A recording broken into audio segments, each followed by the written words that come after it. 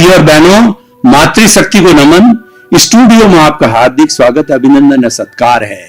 सनातन सत्य दृष्टि विज्ञान के अंतर्गत हम आपको कुदरत, कुदरती रचना एवं कुदरत के कानून के बारे में बताएंगे। उससे आपको प्राप्ति होगी शाश्वत सुख की। सनातन सत्य का अर्थ होता है यूनिवर्सल ट्रुथ, सार्वभौम सत्य, जो कभी बदलता नहीं है। भूत में, भविष्य में, वर्तमान में जो हमेशा रहता है वह शाश्वत सत्य कहलाता है। और जब शाश्वत सत्य को हम प्राप्त कर लेते हैं तब हमें ब्लिस मिलता है। ब्लिस की अवस्था का अर्थ होता है कि हमें परमानेंट सुख मिलता है। हमारे जीवन के अंदर क्या होता है कि कभी सुख आता है, कभी दुख आता है, तो हम कभी पजल हो जाते हैं, कभी खुशी हो जाते हैं और इस सुख दुख के पलड़े में झूलते रहते हैं। वह अवस्था हमको परेशान करती है। हम शाश्वत सुख चाहते हैं।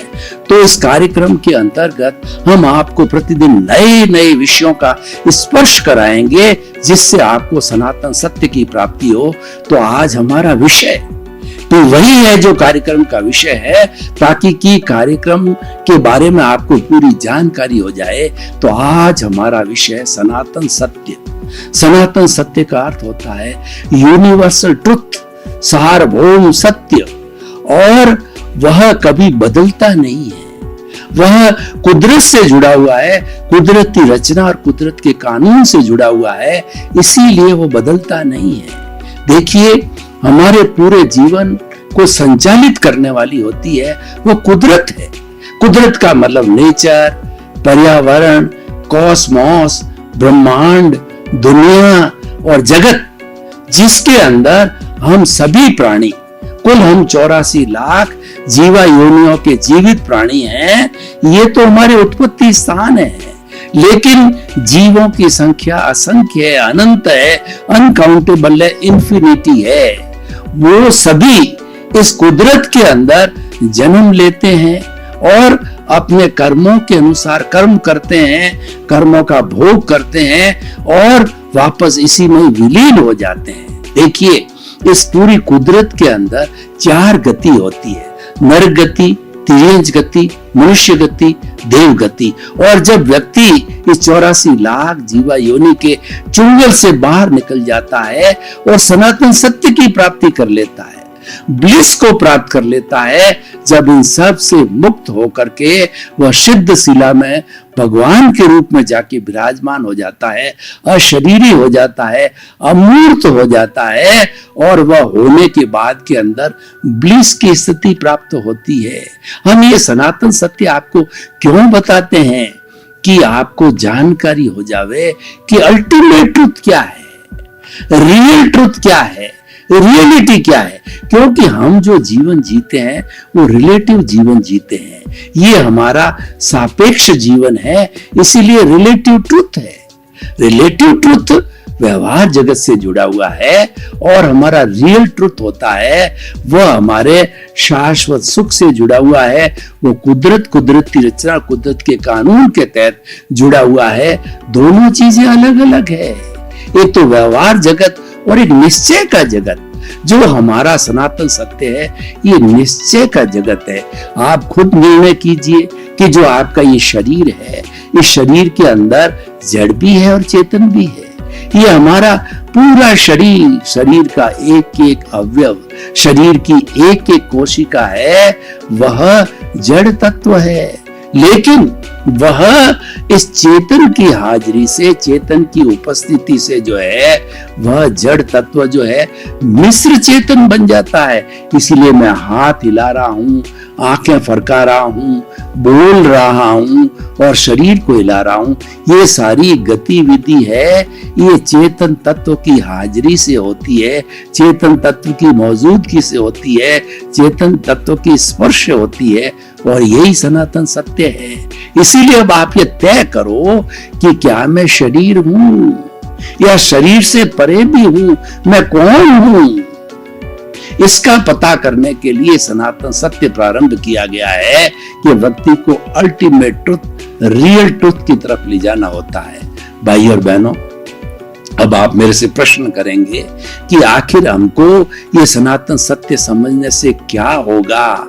सनातन सत्य समझने से आपको बहुत से फायदे होंगे। सबसे पहले हमारा जो ये लौकिक जीवन है, जो मन वचन काया से जुड़ा हुआ जितना जीवन है, वो जीवन के बारे में हमको मालूम होगा और वो जीवन हमारा शुद्ध बनेगा, आरामदायक बनेगा, कंफर्टेबल बनेगा और हम लाइफ को बड़े तरीके से एंजॉय करेंगे। देखिए, व्यक्ति दो तरह से जीवन जीता है, एक तो सुख का जीवन जीता है और एक दुख का जीवन जीता है। माना कि व्यक्ति का सुख दुख है अपने कर्मों के अधीन है, मन वचन काया तथा उससे जुड़ी हुई हर अवस्था मात्र कुदरती रचना है, जिसका कोई बाप भी रचने वाला नहीं है और वो नियत है। यानी हम जो कुछ भी द्रव्य कर्म पिछले जन्म से लेकर के आते हैं, भाव कर्म होते हैं पिछले जन्म में, और ये जन्म लेते ही द्रव्य कर्म के रूप में बदल जाते हैं और उसी के अनुरूप ही हमें सारा जीवन भुगतना पड़ता है। वही माता, वही पिता, वही भाई जो आज हमें प्राप्त है, ये पूर्वकृत कर्मों के अनुसार ही मिलता है। व्यक्ति की जीवन की कोई भी ऐसी अवस्था नहीं है जो कि कर्मों के अधीन हो।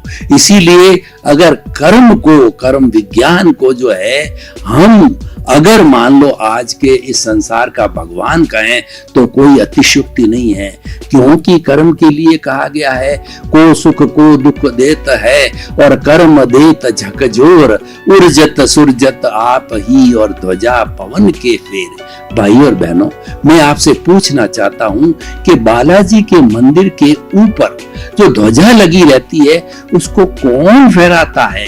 कभी वह जो है मुड़ जाती है, कभी वह सीधी हो जाती है। कौन करता है? ये पवन करती है। इसीलिए किसी व्यक्ति को सुख मिलता है, किसी को दुख मिलता है, तो ये किस वजह से मिलता है?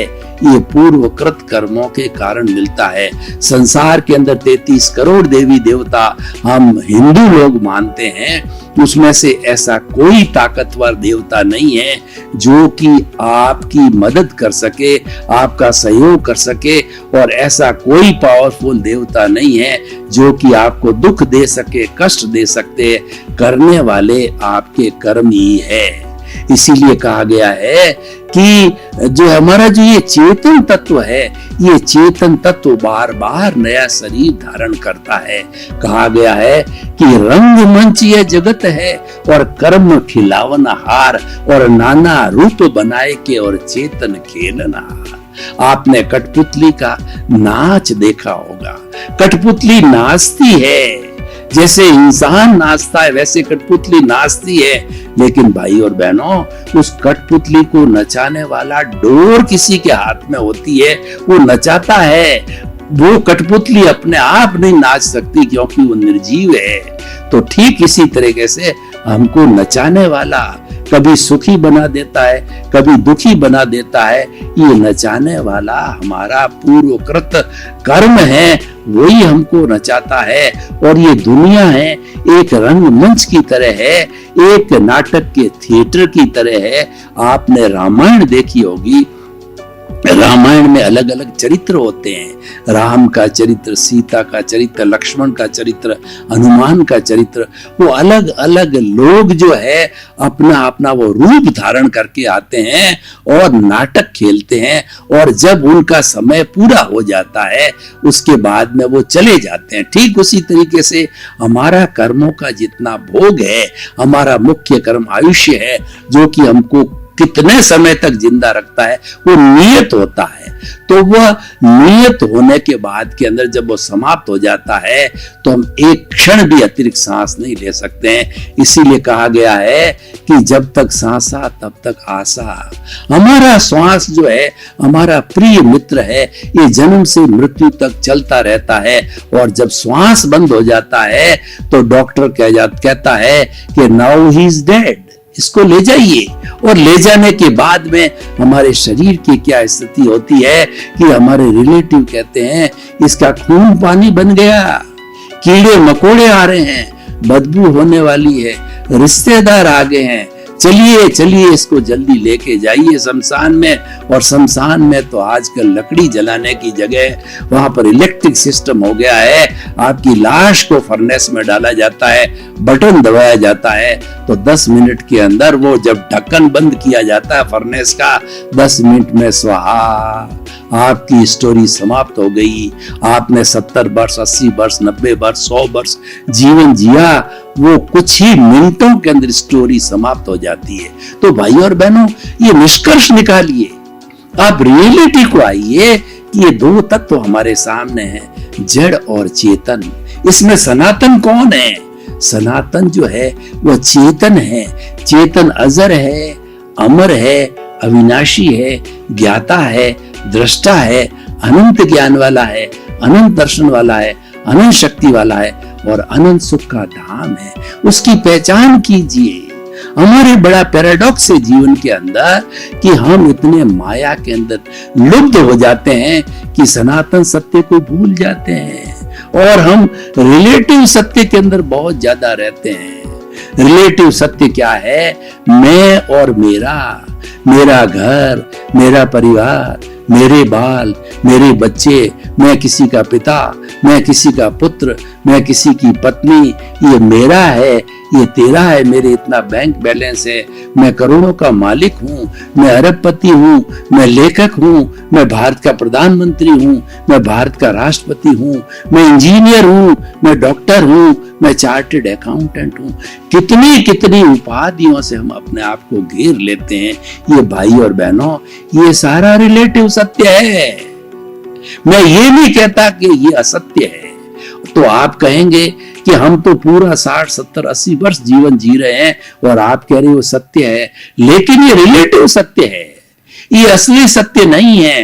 रियलिटी पर आएंगे तो आपको मालूम होगा कि रियलिटी के अंदर मैं चेतन तत्व हूं। चेतन तत्व अजर होता है, अमर होता है। तो भाई और बहनों, इस सनातन सत्य कार्यक्रम को रखने का हमारा उद्देश्य क्या है कि व्यक्ति अच्छा इंसान बने।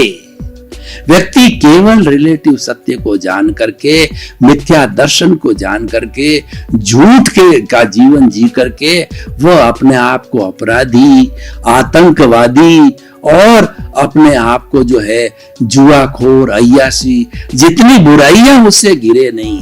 ये बुराइयां क्यों आती है कि व्यक्ति सनातन सत्य को नहीं जानता है। सनातन सत्य हमारा कुदरत से जुड़ा हुआ है। ये सारा ब्रह्मांड, ये सारी जो है वो जितनी भी जगत है, ये सारा सनातन सत्य से जुड़ा हुआ है। तो सनातन सत्य एक विज्ञान है। कौन सा विज्ञान है? ये दृष्टि का विज्ञान है।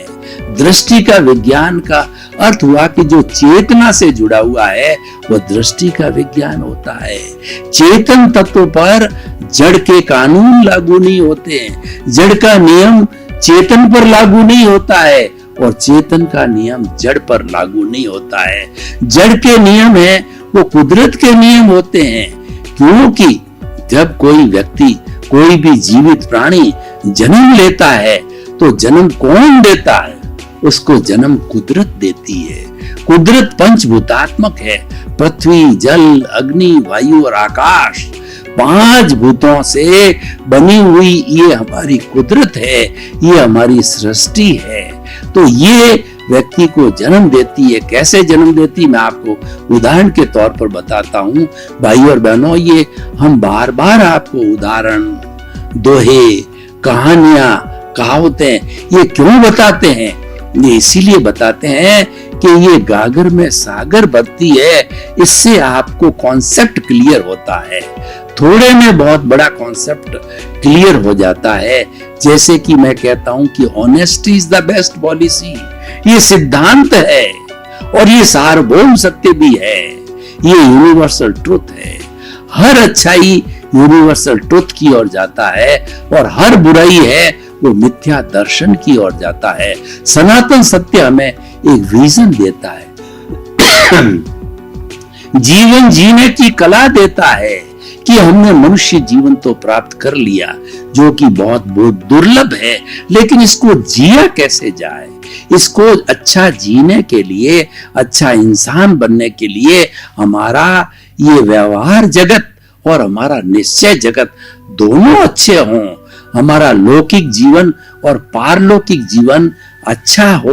इन दोनों में संतुलन बनाने के लिए, दोनों को अच्छा करने के लिए हम सनातन सत्य की जानकारी करते हैं। और जब व्यक्ति सनातन सत्य की प्राप्ति कर लेता है तो वो कभी भी हमारे व्यवहार जगत को कोसता नहीं है, वो व्यवहार जगत को गलत नहीं बताता है, क्योंकि व्यवहार जगत तो हमारा उदय है, व्यवहार जगत तो हमारा प्रारब्ध है कि पिछले जन्म के अंदर जैसे जैसे हमने प्रतिष्ठा की, जैसे जैसे हमने भाव डाले, वो भाव इस जन्म में हमारे द्रव्य कर्म के रूप में बदल जाते हैं और द्रव्य कर्म के अनुरूप ही हमें सुख और दुख की प्राप्ति होती है।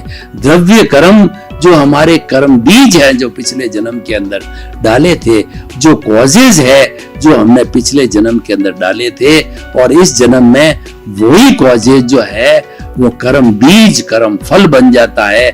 और कर्म फल होने के कारण जो है हमें सुख दुख की अनुभूति होती है।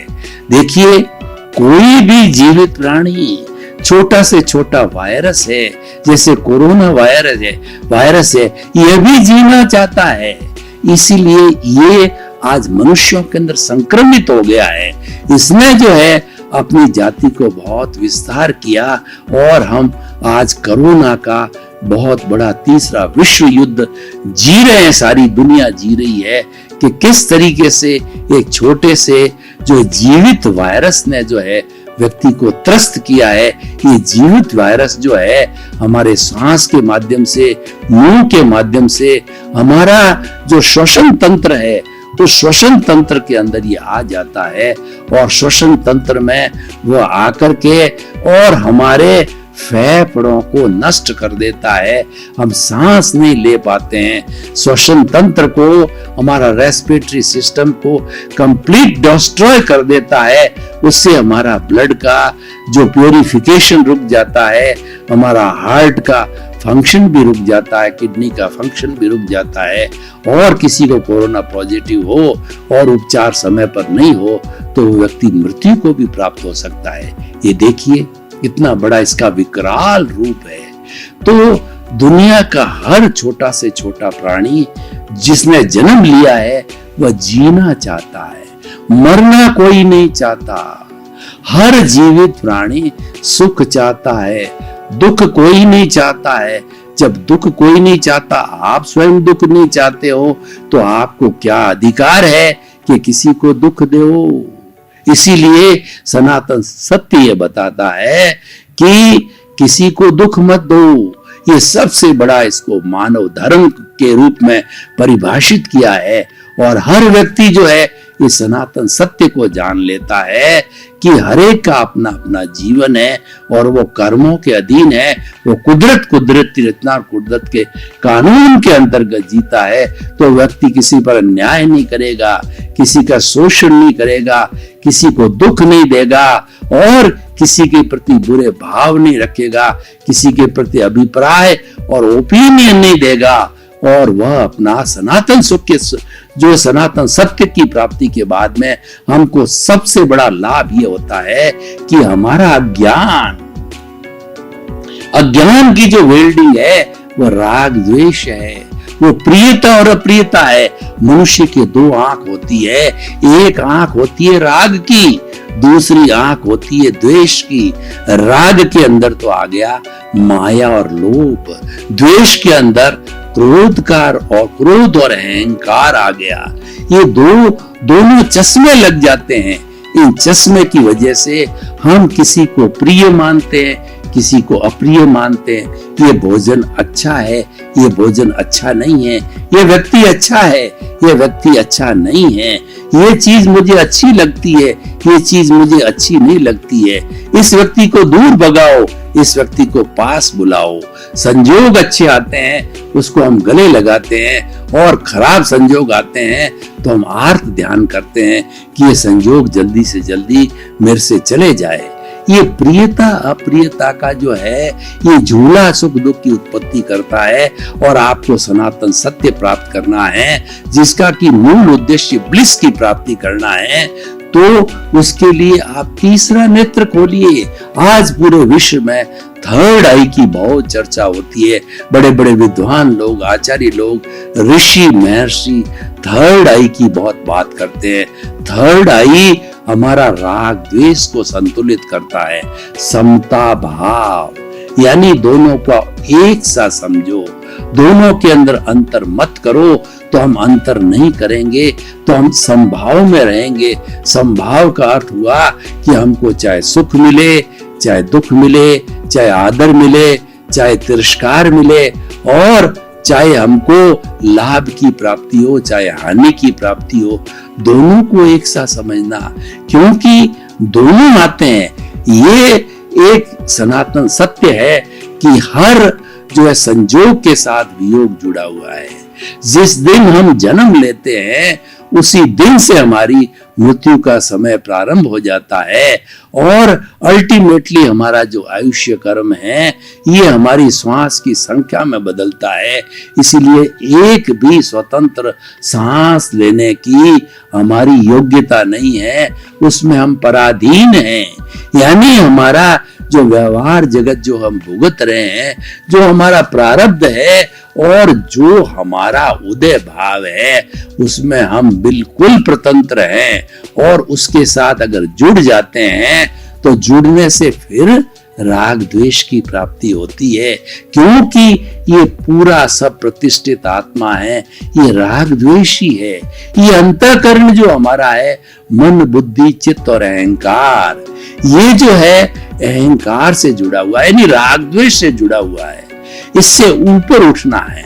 जो व्यक्ति साधना करना चाहते हैं वो राग द्वेष से ऊपर उठे, वो संभाव के अंदर आए, और जहां राग द्वेष की स्थिति हो वहां पर वो न्यूट्रल रहे, वहां पर जो है उस पर वो हस्ताक्षर न करे, उसके साथ सहमति न दे, उसके साथ जुड़े नहीं। तो जब व्यक्ति जुड़ेगा नहीं तो निश्चित तौर से संभाव की स्थिति में आएगा, और संभाव की स्थिति है हमारा सनातन सत्य है, क्योंकि संभाव की स्थिति है ये दृष्टि विज्ञान है। भाई और बहनों, आपका बहुत बहुत धन्यवाद। आप हमारा सनातन सत्य कार्यक्रम देखते रहिए। इस सनातन सत्य कार्यक्रम में आपको जीवन निर्माण के नए नए सूत्र मिलेंगे, टिप्स मिलेंगे, शिक्षाएं मिलेगी, प्रयोग मिलेगा, क्योंकि हमारा उद्देश्य है कि सर्वे भवन्तु सुखिनः सर्वे सन्तु निरामया, कि इस पूरे विश्व के लोगों को सुख मिले, शांति मिले, आनंद मिले, धर्म मिले और मुक्ति मिले। इसी क्रम में आपका जीवन आनंदमय हो, मंगलमय हो, और आपने अपने परिवार के साथ शतायु होकर के परोपकार करते हुए आप जो है राग द्वेष को शून्य करके शुद्ध बुद्ध मुक्त बने। आपके प्रति मंगल।